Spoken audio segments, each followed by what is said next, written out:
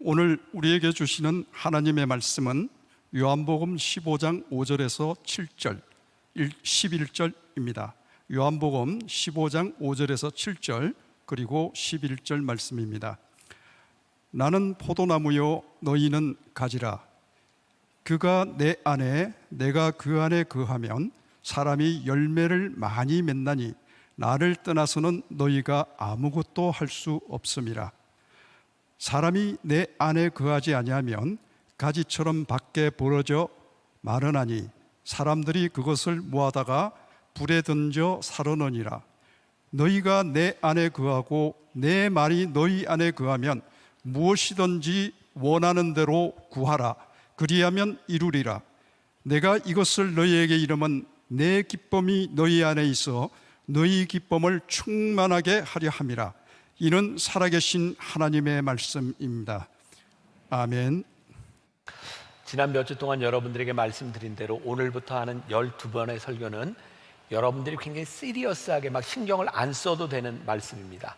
굉장히 좋은 말씀, 편안한 말씀, 이 말씀이 우리의 삶을 풍성하게 하는 그런 말씀의 원리를 12주 동안 여러분들과 함께 나누려고 하는데, 이 말씀 중에 하나도 여러분들이 모르는 건 하나도 없어요. 다 아는 이야기입니다. 이 말씀을 우리들이 어떻게 적용할까 우리들이 생각하는 거니까 마음 편안하게, 너무 편하다고 졸면 안 되고, 자, 우리들이 한번 말씀에 이렇게 반응하면서 같이 12주를 지나갔으면 좋겠습니다. 그래서 말씀의 큰 제목은 풍성한 삶의 원리입니다. 12주 동안 풍성한 삶의 원리. 그리고 오늘의 제목은 하나님을 떠나서는 아무것도 할 수 없다. 풍성한 삶의 원리 첫 번째가 하나님을 떠나서는 아무것도 할 수 없다. 그리고 12주 동안 여러분들과 나눌 이 말씀은 제가 22년 전에 공부를 마치고 한국에 들어와서 청년들과 함께 처음으로 나누었던 말씀입니다. 물론 그 말씀이 똑같지는 않습니다. 그러나 그때 제 안에 뜨거운 가슴이 있었고 청년들을 바라보며 청년들에게 가슴을 뛰게 하고 싶었던 그 열정을 가지고 나누었던 말씀입니다. 그래서 저에겐 그런 기대감이 있습니다. 하나님, 이 말씀을 전하는 중에 제 안에서도 그때의 뜨거움이 회복되게 하여 주옵시고, 오늘 말씀을 듣는 우리 성도들 가운데 그 청년과 같은 마음들이 우리 가운데 일어나게 하여 주옵소서. 이게 아멘 타이밍입니다. 자, 마음이 있게 하여 주옵소서. 네, 이런 반응 계속 가야 합니다. 네, 좋아요. 자, 이제 성공이라고 하는 말이 요즘 굉장히 좋지 않은 느낌을 주고 있는 것 같습니다. 저희가 살았던 지난 20년, 30년 가장 많이 쓰였던 단어가 성공, 목적, 희생, 비전 이런 단어였죠. 요즘 젊은이들은 더 이상 그런 단어를 좋아하지 않는다 그럽니다. 소위 말하는 소확행, 소소하지만 확실한 행복을 찾는 이 시대에서 오늘 제가 이 성공에 대한 이야기, 풍성함에 대한 이야기를 하는 것은 어쩌면 시대착오적인 설교가 아닐까라고 생각할 수도 몰라요. 그러나 저는 진정한 우리의 인생의 성공, 하나님이 원하시는 삶에 대한 정말 중요한 그 개념을 우리들이 알 필요가 있겠다는 생각이 듭니다. 그러면 하나님이 우리를 지으셨을 때 여러분들을 향한 하나님의 목적이 있음을 믿으십니까? 우리 인생의 성공이 무엇일까요? 저는 하나님이 우리를 지으셔서 우리를 이 땅에 보내셨을 때 그 목적에 합당한 삶을 살아가는 것이 저는 성공이라고 믿습니다. 그러니까 이 성공은 세상이 이야기하고 있는 그런 개념과는 아주 다른 것입니다. 이것은 하나님과 관계된 것이죠.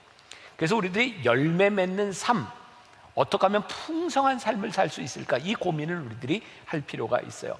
자, 오늘 말씀은 아주 유명한 말씀입니다. 예수님께서 요한복음 15장에서 포도나무 비유를 통해서 우리들의 생명의 원리를 말씀하고 있는 거죠. 포도나무, 혹시 포도나무 보셨습니까? 예, 포도나무가 나무인가요? 그 나무 같지도 않은 것이 포도나무라고 합니다. 그렇죠? 포도나무는 나무 같지도 않은 것이 이렇게 넝쿨이 이렇게 올라가서 그 다음에 거기에 포도가 주렁주렁 매달립니다. 사실 포도나무는 나무로서의 가치가 별로 없는 나무입니다. 그 가치는 포도가 열리기 때문에 있는 거죠. 제가 이렇게 대입을 해봅니다. 우리의 인생, 우리의 삶, 하나님 앞에서 우리 스스로 얼마나 가치 있는 인생이라고 말할 수 있을까요? 우리의 삶의 가치는요, 우리들의 삶에 열리는 열매, 하나님이 우리들에게 주신 삶의 목적을 이루어갈 때 가치를 가지는 것입니다. 이사야 5장 4절에 보면 우리 인생들을 바라보는 하나님의 한탄이 나와 있어요. 내가 좋은 포도 맺기를 기다렸거든 들포들을 맺으면 어찌 됨인고. 또 예레미야 2장 21절에 보면 하나님의 계획이 이렇게 나오고 있어요. 내가 너를 순전한 참 종자 곧 귀한 포도나무로 심었거늘 내게 대하여 이방 포도나무의 악한 가지가 되면 어찌 됨이냐. 이 포도나무라고 하는 것은 성경에서 우리의 인생을 비유하는 것으로 말씀하고 있으니까 오늘 말씀하고 잘 맞아 들어갈 것 같습니다. 우리 인생의 가장 큰 성공, 하나님과 관계 있는 가장 큰 성공은 제가 이렇게 표현해 봤어요. 하나님의 한탄이 아니라 하나님의 기쁨이다. 혹시 여러분들 하나님을 미소 짓게 하는 이야기라는 책을 보셨나요? 굉장히 유명한 책인데, 제가 쓴 책인데 모르세요? 하나님을 미소 짓게 하는 이야기. 제가 한 30여 권 출판하는 중에 제가 딱 한 권을 뽑으라면 제일 제 마음에 드는 제목이 하나님을 미소 짓게 하는 이야기입니다. 지금은 이미 이제 오래돼서 절판이 되었어요. 하나님을 미소 짓게 하는 이야기. 하나님이요 우리 인생을, 아니 나를 바라보시면서 하나님이 미소를 지으셔. 아, 너 참 괜찮다. 그게 얼마나 복된 인생일까. 나를 바라보며 하나님이 한탄하시는 것이 아니라 나를 바라보며 하나님의 얼굴에 미소가 띄어지는 것. 그러니까 다시 이야기합니다. 우리들이 이야기하는 우리 인생의 성공이란 내가 원하는 것이 이루어지는 것이 아니라 하나님이 기뻐하시는 하나님의 얼굴에 미소를 띄울 수 있는 일은 무엇인가? 자, 포도나무 비유에 있어서 우리들이 잘못하면 오해할 수 있는 게 있어요. 자, 포도나무는 뭐라고 되어 있죠? 비유에서 예수님. 이 포도원의 농부는 모르는 거예요? 대답을 하기 싫은 거예요? 하나님 아버지. 가지는 누구예요? 우리. 자, 포도나무에 가지가 붙어 있어서 열매가 맺히는 거예요. 그러면 가지인 우리의 임무는 뭐예요?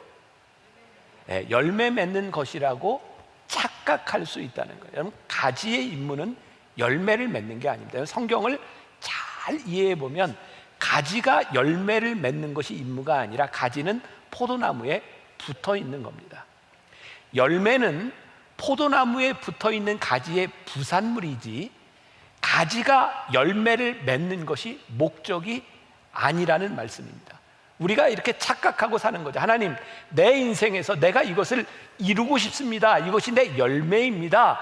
이 열매를 목적으로 살아가는 인생이 아니라 내가 하나님 안에 붙어 있어서 하나님이 우리의 인생을 바라보며 미소 지을 수 있는 기쁨이 되는 인생을 살아갈 때 그때 맺혀지는 열매, 그것을 오늘 우리들이 이야기하는 풍성한 삶의 원리라고 말할 수 있을 것 같아요. 성경은 끊임없이 우리들에게 이렇게 이야기합니다.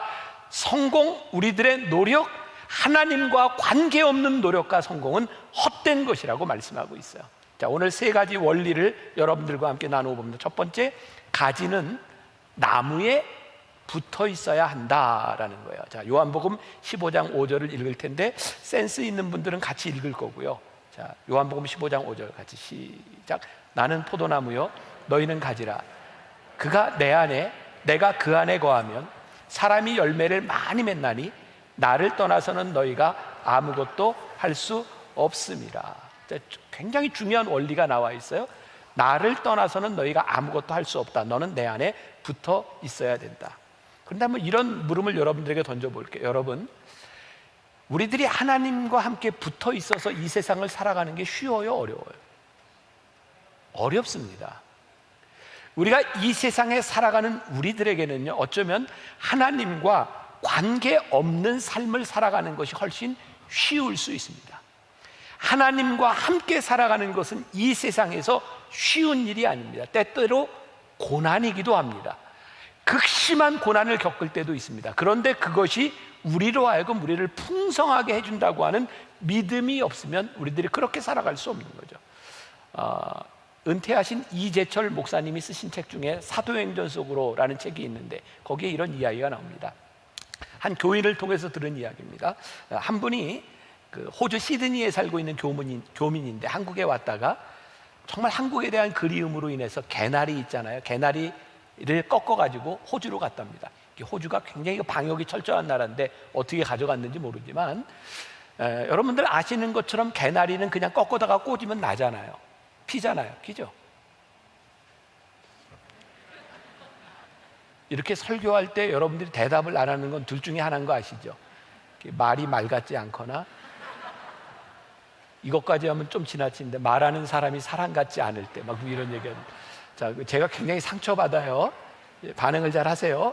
네, 이 개나리 꽂으면 나잖아요. 네, 좋아요. 네, 이분이 가서 시드니에 가서 개나리를 딱 꽂아놨는데 1년이 지나니까 나무가 이렇게 나뭇잎이 자라고 자라더래요. 근데 꽃이 안 피더랍니다. 생각에 좀 늦게 필 수 있겠다. 1년을 기다렸답니다. 1년이 지나자 더 무성하게 나뭇잎이 자라기 시작하는데 꽃이 피지 않답니다.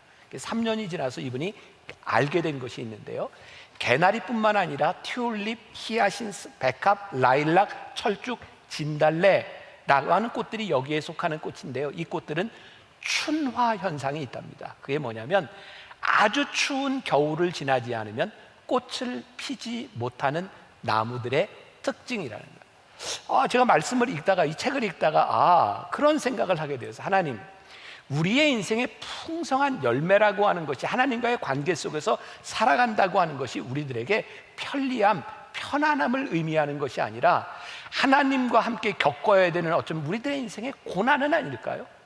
그것이 우리로 하여금 풍성한 열매를 맺는다고 하는 것을 우리들이 잊고 살아가는 것은 아닐까요? 존 오토보그 목사님이 쓴 인생 영생이 되다라고 하는 책에 아주 재밌는 그 통찰이 하나 있어요.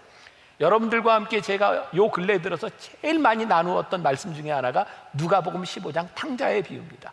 왜 그 말씀을 많이 나누게 되었느냐, 예전에는 탕자 하나에 이렇게 관심을 가지고 있었는데 이제는 그 비유를 보면서 탕자만의 이야기가 아니라 사실은 주인공이 기다리시는 아버지구나, 또 그 동생을 기뻐하지 못하는 그 형의 문제를 예수님이 무섭게 다루고 있구나. 그래서 요즘 이 누가복음 15장 말씀을 계속해서 다시 재해석합니다. 이 존 오토버그가 그런 이야기를 합니다. 그 형이 돌아온 동생을 기뻐하지 못하는 이유가 있는데, 그 이유는 그에게서 벌어진 일이 형의 가지에서 벌어진 일이라는 거예요. 이게 무슨 얘기냐면, 형이 아버지의 나무에 붙어 있어야 아버지의 생각이 그 형을 통하여 나오게 되어 있는데, 그 형이 자기 가지에 붙어 있어서 아버지의 생각을 모르니 그 잔치자리에 기뻐하지 못하고 참여하지 못하게 되었다는 말씀. 여러분, 우리의 인생의 기쁨과 우리의 인생의 성공, 우리들이 이루고자 하는 일들이 하늘 아버지 예수님의 나무에 붙어 있느냐 붙어 있지 않느냐고 하는 것은 굉장히 중요한 일인데, 우리들이 이것과 관계없이 우리들이 열매를 꿈꾸는 것은 아닌가. 제가 아주 오래된 농담을 하나 하겠습니다. 여러분들 예전에 많이 유행했던 사오정 시리즈 아세요? 이런 이제 농담을 하는데도 여러분들 반응이 없으면 제가 상처를 받겠죠. 네, 준비들을 잘 하시고. 자, 이게 사오정 시리즈에 뭐 여러 가지가 있지만 그 중에 하나, 사오정에게는 늘 같이 다니는 손오공, 저팔계가 있어요. 또 그 다음에 누가 있죠? 삼장법사가 있습니다. 하루는 삼장법사가 이 셋을 다 모아놓고 이렇게 얘기합니다. 내가 오늘 너희들의 소원을 다 들어주겠다. 너희들의 소원을 얘기라. 손오공이 소원을 막 얘기하니까 그대로 됐어요. 저팔계도 소원을 이야기하고 그대로 됐어요. 이제 사오정 차례가 됐죠. 삼장법사가 소원을 얘기해. 근데 이 사오정의 특징이 뭐예요? 잘 못 알아듣잖아요. 소원을 얘기해. 그런데 못 알아듣고 애가 됐대요. 네. 괜히 했나? 네. 자, 저는 이게 설교 준비할 때 모든 게 그렇게 이제 연결이 되는 거. 그렇구나. 우리가 참 하나님의 말귀를 못 알아듣고 살아가는 것이 문제인 거예요. 우리의 인생의, 우리의 신앙의 가장 본질적인 문제는 뭐냐면, 하나님께서 우리들에게 이루시기를 원하시는 이 풍성한 원리, 그것을 우리들이 잊고 그 말귀를 못 알아듣고 살아가는구나. 자, 하나님께서 우리들에게 주시는 굉장히 중요한 풍성함의 원리가 뭐냐면 기쁨이에요. 기쁨. 오늘 이 비유 가운데 기쁨이라는 얘기 계속 반복됩니다. 하나님께서 그 열매를 통해서 너희의 기쁨이 충만하게 하려 하십니다. 이 기쁨을 우리들에게 주시고자 하는 것이 목적이란 말이에요. 그런데 우리들이 어떻게 잘못 살아가고 있는가? 우리는요, 이 선한 좋은 열매를 이렇게 맺으려고 노력하는 것이 아니라 우리들의 인생의 대부분은 나쁜 열매를 맺지 않으려고 살아가요. 이렇게 하면 안 되지. 저는 분명히 믿습니다. 방어적인 신앙은 틀림없이 실패합니다. 유명한 토마스 아퀴나스가 신학대전에서 이런 말을 합니다. 영적 쾌락에서 기쁨을 얻지 못하는 사람들은 몸의 쾌락으로 돌아선다. 이해가 되셨나요? 영적 기쁨을 느끼지 못하는 사람은 필연적으로 육적인 기쁨으로 향하게 되어 있어요. 좋은 열매를 맺지 못하는 사람들은 필연적으로 나쁜 열매를 맺을 수밖에 없는 거예요. 그러니 우리들이 이 땅 위에 살아가면서 나쁜 열매 맺지 말아야지 라고 하는 신앙은 틀림없이 실패한다는 거예요. 어떻게 우리들이 좋은 열매를 맺을 수 있을까를 고민해야 돼요. 성공은 단순히 지위나 어떤 명예, 돈에 대한 것이 아닙니다. 성경에서 말씀하고 있는 것은 갈라디아서 5장 22절부터 23절까지의 열매의 이야기가 나오죠. 오직 성령의 열매는 사랑과 희락과 화평과 오래 참음과 자비와 양선과 충성과 온유와 절제니 이 같은 것을 금지할 법이 없느니라. 여기에 나오는 열매가 얼마나 좋은 단어들이에요. 사랑, 희락, 화평, 자비, 양선, 충선, 이런 열매들이 우리들에게서 맺혀졌다고 했을 때 하나님의 얼굴에 미소가 떠오르지 않겠습니까? 오늘 우리가 읽었던 본문 말씀 요한복음 15장 11절에 이렇게 되어 있어요. 내가 이것을 너희에게 이름은 내 기쁨이 너희 안에 있어 너희 기쁨을 충만하게 하려 함이라. 그러니까 예수 안에 거하는 우리에게 우리의 기쁨, 하나님의 기쁨이 너희 안에도 있어 너희에게 충만하기를 원한다. 유명한 말씀 요한복음 15장 16절, 너희가 나를 택한 것이 아니요. 원리가 있는 거예요. 우리들이 하나님 안에서 기쁨을 얻을 때 그 기쁨으로 살아가는 우리들이 구하는 것을 얻도록 하신다. 우리가 잘 아는 말씀 가운데 빌립보서 4장 13절이 있습니다. 혹시 뭔지 아세요? 내게 능력 주시는 자 안에서 내가 모든 것을 할 수 있느니라. 여기 어디에 방점이 있어야 맞는 거예요? 사람들은 대개 굉장히 내가 모든 것을 할 수 있다고 하는 적극적인 사고 쪽에 가 있어요. 근데 이 말씀은 내가 무엇을 할 수 있는 것이 아니에요. 내게 능력 주시는 자 안에서 내가 할 수 있는 거예요. 그런데 우리는 내게 능력 주시는 자 안에 거하지 않으며 내가 할 수 있다고 체면을 걸어요. 신앙생활을 하고 우리들이 열심히 기도하고 찬양하고 하나님께 매어 달리는데, 매어 달리는 우리가 정작 하나님 안에 있는 것이 아니라 기도하는 내가 할 수 있다고 생각하는 거죠. 이 원리가 잘못되어 있는 거예요. 우리들이 분명히 깨달아 알아야 되는 건, 첫 번째, 원래 우리들이 하나님 안에 가지에 붙어 있어야 된다. 두 번째, 포도나무 가지는 하나님의 관심 속에 있는 것이다는 것을 우리들이 알 필요가 있어요. 포도나무 비유에서 포도원 농부는 누구라고요? 하나님 아버지. 포도나무는 누구? 예수님. 거기에 붙어 있는 가지는 우리. 포도나무에는 나무가 하나만 있는 게 아니라 여러 나무가 있죠. 아버지께서 이 나무들을 돌보시는 거예요. 아버지가 이 나무를 돌보신다라고 하는 것이 굉장한 사실이죠. 아버지의 관심 속에 있다는. 이 포도나무 원리에서 우리들에게 말씀해주고 있는 것이 뭐냐면, 여러분들이 예수 안에 포도나무인 예수님께 여러분들이 거할 때에 여러분들의 인생은 그냥 뚝 떨어지는 인생이 아니라 하나님께서 여러분들을 보고 계십니다. 하나님께서 여러분들을 돌보십니다 라는 거예요. 그런데 우리가 신앙생활을 하면서 이 믿음이 없이 살 때가 많은 거죠. 주인의식이죠. 주인. 농부가 우리를 돌보신다. 가끔 이제 그런 생각하는데, 지난 몇 달 동안 여러분들 참 편했겠다. 예배 드릴 때 여기 안 오니까 주일날마다 고민했던 뭐 입고 올까, 이런 고민 없이 진짜 여러분들이 예배를 드렸잖아요. 근데 오늘은 이제 여러분들이 이제 오프라인으로 나오기 시작하면서 고민을 참 많이 하지 않았습니까? 오랜만에 내가 뭘 입고 가지? 이게 고민한 것들이죠. 네. 근데 내가 고민한 것만큼 상대방들은 그렇게 봐주지 않습니다. 그게 우리 인생입니다. 제 아내가 요즘 저에게 꼭 지켜야 될 수칙 하나를 저에게 이야기했습니다. 요즘 이제 나이 드니까 그런 거 안 지키면 큰일 나요. 꼭 지키라고 하는 것은 꼭 지켜야 됩니다. 수칙이 뭐냐면, 누군가하고 사진을 찍을 때 누구하고 사진을 찍든 늘 자기 앞에 제가 서야 된다는 거예요. 사진을 찍을 때 제가 앞에 서야 얼굴이 자기가 작게 나오기 때문에 아무튼 그런 범죄를 저지르지 말라고 늘 앞에 서야 된다. 이게 남자가 지켜야 될 기본적인 매너다. 자, 남자들 잘 들으세요. 사진 찍을 때 늘 아내보다 앞에 서서 찍는 매너를 가지셔야 돼요. 그 사진을 딱 보면 사람들이 그러죠. 이거 사진 잘 나왔네. 제가 언젠가도 그런 얘기했죠. 잘 나온 사진은 내가 잘 나온 게 잘 나온 거예요. 얼굴 크기? 다른 사람은 별로 신경도 쓰지 않습니다. 근데 내 얼굴이 크냐 작으냐는 나만 신경을 쓰는 거예요. 놀라운 일입니다. 관심은요, 관계 속에서 이루어지는 것이고 나와 아무 관계가 없다면 어떤 일도 일어나지 않습니다. 여러분, 하나님이 우리의 인생에서 간섭하기 시작하셨다. 이 말은 무슨 얘기인지 아세요? 하나님이 우리와 관계되어 있다는 말이에요. 자, 요한복음 15장 2절 같이 봅니다.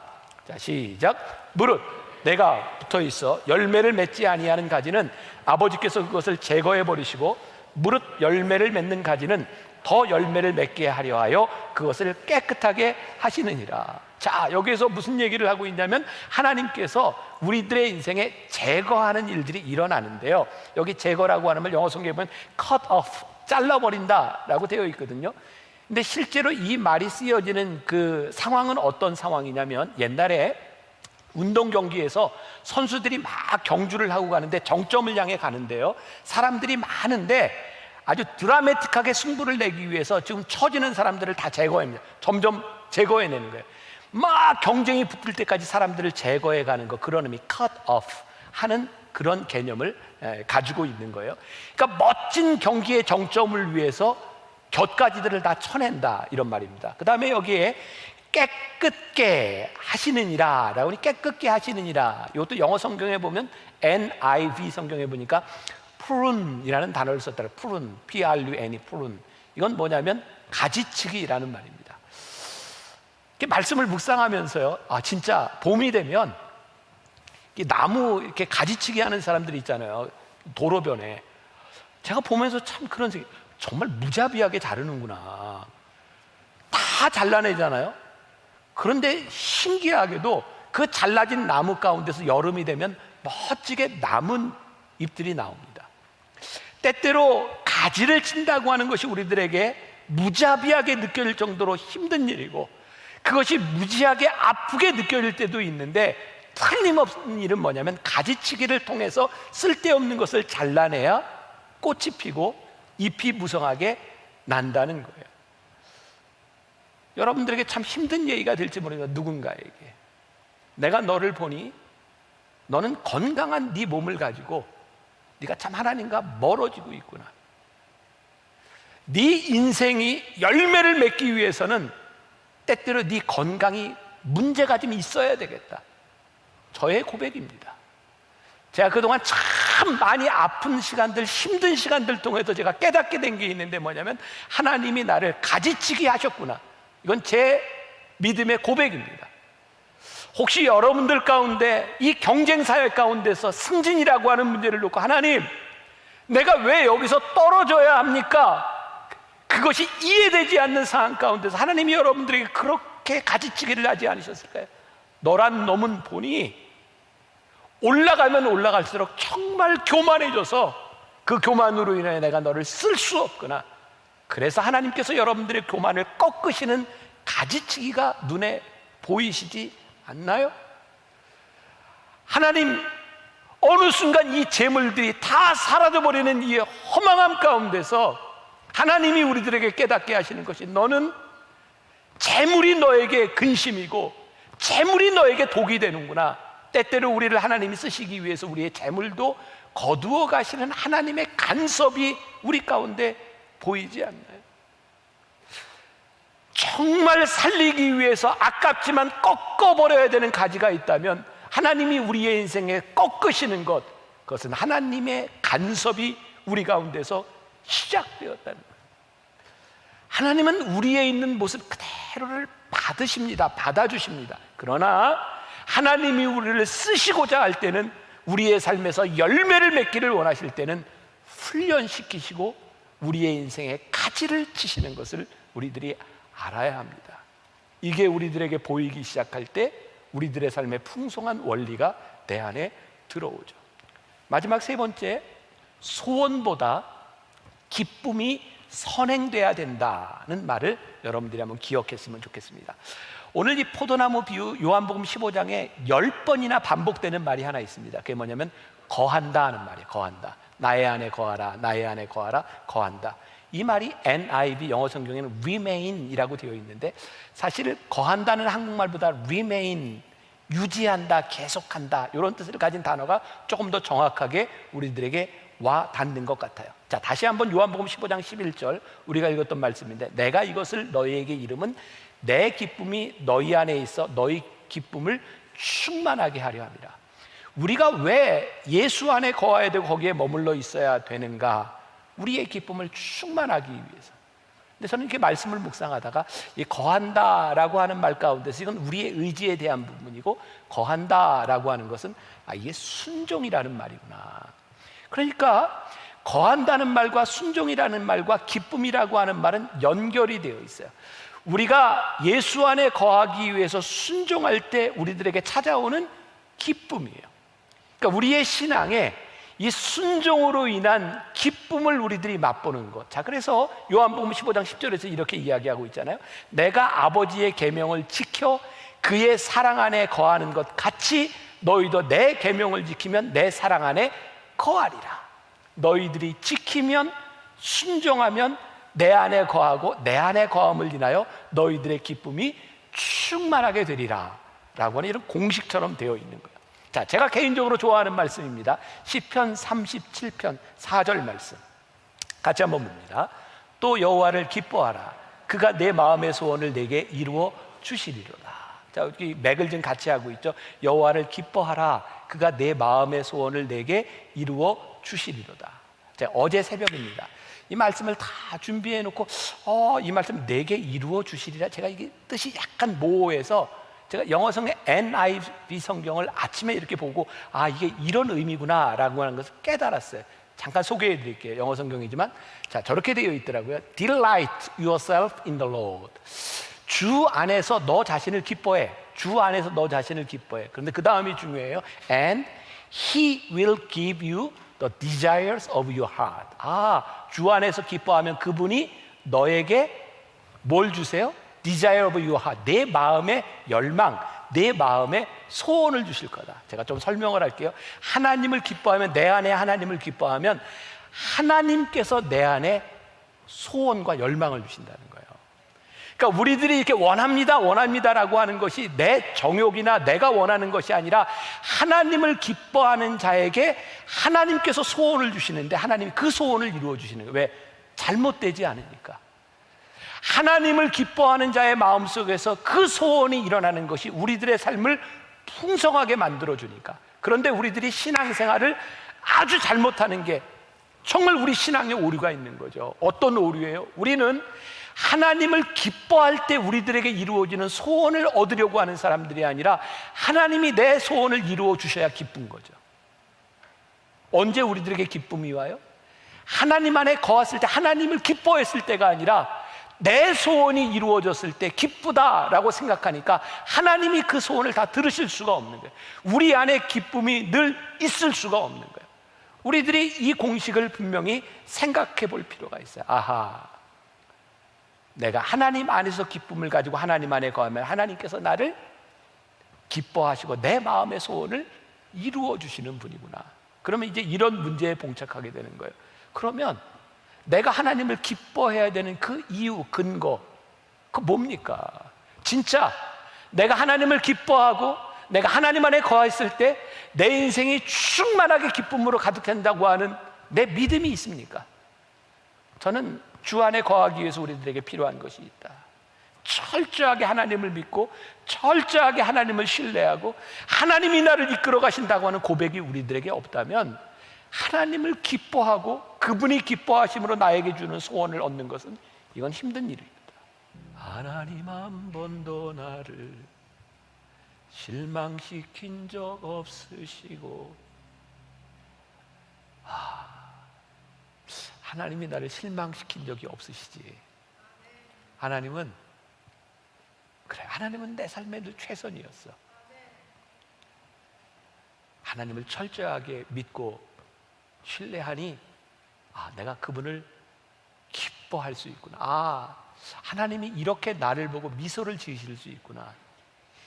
나를 바라보며 하나님이 미소 지을 수 있는 그 모습, 그때 하나님께서 나에게 주시는 소원, 그것을 우리 하나님이 이루어 주시는 그 풍성함이 우리들에게 있구나. 제가 여러분들과 나누는 이 말씀 12편은 제가 존 맥스웰의 열매 맺는 지도자라고 하는 책에서 많은 인사이트를 얻었어요. 그 책에 이런 이야기가 나옵니다. 존 맥스웰 목사님이 고등학교 다니던 시절에 연애를 했답니다. 다행인 건 연애하던 그 여학생이 지금의 사모님인 거예요. 연애를 했는데 집에 있으면 제일 하기 싫은 것 중에 하나가 뭐였냐면 엄마가 설거지 시키는 걸 너무 싫어했대요. 그래서 엄마가 설거지 시키면 도망갔대요. 여자친구 집으로. 어머니가 설거지 시키는 게 싫어서 도망가서 여자친구 집에서 뭘 했냐면 같이 설거지. 기쁨은 소원보다 우선하는 겁니다. 기쁘면 소원이 달라지는 겁니다. 우리가 하나님을 기뻐하면 하나님 기뻐하시는 소원이 우리 가운데 있습니다. 우리가 하나님을 기뻐하지 못하기 때문에 우리의 소원이 하나님 앞에 올바른 소원이 되지 않는 거죠. 우리가 하나님을 기뻐하기 때문에 하나님 때문에 우리들이 소원하는 일들, 그것이 무엇인가? 우리가 하나님을 기뻐하기 때문에 우리가 구하는 일, 무엇이든 하나님이 들으실 수 있는 그 일이 무엇인가? 그 일들이 우리들 가운데서 일어나기 시작할 때 우리의 삶이 풍성해지는, 아주 오래된 이야기 하나로 말씀을 마치려고 합니다.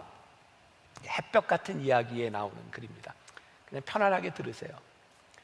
성경 속에 우스운 이야기들이 있습니다. 하나님께서 아브라함에게 아들을 약속하셨을 때의 상황은 거의 절망적이었습니다. 아브라함은 100세가 다 되어가고 그의 아내는 이미 경수가 끊어진 지 오래인 90세의 할머니니 자녀를 생산한다는 것은 불가능한 처지였습니다. 그런데 어느 날 하나님이 아브라함을 불러서 아내 사라에게 아들이 있을 것이다, 그렇게 말씀하셨습니다. 이때 사라가 그 뒤 장막문에서 그 이야기를 듣고 킥킥거리고 웃었습니다. 속으로 이렇게 생각했습니다. 하나님 웃기시네요. 제가 90인에 된 나이에 어떻게 아이를 낳아요? 하지만 그 사라 할머니는 배가 불러오더니 아들을 낳았고, 아브라함은 기뻐 웃는다는 뜻으로 그 아들 이름을 이삭이라고 불렀습니다. 한 여집사님이 어느 날 자기 목사님을 찾아가서, 목사님, 제가 하나님을 웃겼더니 하나님이 제 기도에 응답하셨어요 라고 했습니다. 무슨 이야기인지 물어보니까 이러한 내막을 이야기했습니다. 목사님, 제가 오랜 시간 동안 우리 남편을 위해 금식하고 통곡하며 기도도 해봤지만 소용없었어요. 오히려 남편은 교회에 나올 생각은 전혀 하지 않고 요지부동이었어요. 그러다가 어느 날 새벽 예배 때 남편 구두를 교회에 가지고 나와서 강대상 앞에 놓고 이렇게 기도를 했습니다. 하나님, 구두가 먼저 나왔사오니 이 구두 주인도 따라 나오게 하여 주시옵소서라고요. 제가 기도하긴 했지만 제가 생각해도 너무 우스워서 한참을 웃었지요. 그래서 그날 다른 기도는 하나도 못하고 실컷 웃다가 돌아갔는데, 그 다음 주일날 남편이 갑자기 저를 따라 교회 간다고 하지 않겠습니까? 그러더니 요즘 계속 교회를 나오고 있답니다. 제가 하나님 한번 웃겼더니 제 소원이 이루어졌어요. 진짜로 하나님 웃기면 소원이 이루어질까요? 재미있게 만든 이야기인데 그런 생각이 들어요.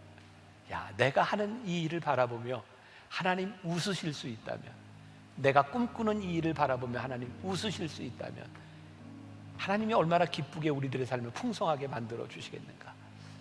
제 말씀을 오해하지 마십시오. 여러분들이 꿈꾸고 있는 성공, 여러분들이 원하는 그 일들이 하나님이 원하시는 성공과 무관하다, 이런 이야기가 아닙니다. 여러분들이 원하는 그 일들이 하나님 얼굴에 웃음이 나도록 하는 그 꿈이라면 하나님이 그 소원을 얼마나 아름답게 받아주시겠습니까? 반대로 이야기하면 지금 여러분들이 꿈꾸고 있는 그 일들이 하나님의 마음을 아프게 하는 일이라면 하나님이 이거 가지치기 하시지 않겠습니까? 어쩌면 그 아픔을 우리들이 지나가야 할지도 모릅니다. 여러분들에게 제가 이렇게 도전하고 이렇게 기대를 갖기를 원합니다. 오늘부터 12주 동안 풍성한 삶의 원리에 대한 말씀을 나누려고 합니다. 제가 광고한 대로 오늘부터 어려운 이야기 하지 않습니다. 우리가 다 아는 이야기인데 이 말씀을 우리들에게 어떻게 적용할까? 자, 오늘 한 주간 여러분 적용하셔야 돼요. 내 삶에서, 내 언어에서, 내 관계 가운데서, 야, 내가 이렇게 하면 하나님이 웃으실 것 같아. 웃으면 구별해야 되는 거 알죠? 비웃음 아닌 거 알죠? 하나님이 기뻐 웃으시겠어. 그때 하나님께서 여러분들의 마음에 소원을 주시고 그 소원을 이루어 주시리라. 이 풍성함이 이 한 주간 여러분들에게 있기를 간절히 소원하고, 이 12주 말씀을 통해서 우리의 인생의 풍성함을 고백할 수 있는 여러분들이 되시기를 주님의 이름으로 간절히 축원합니다.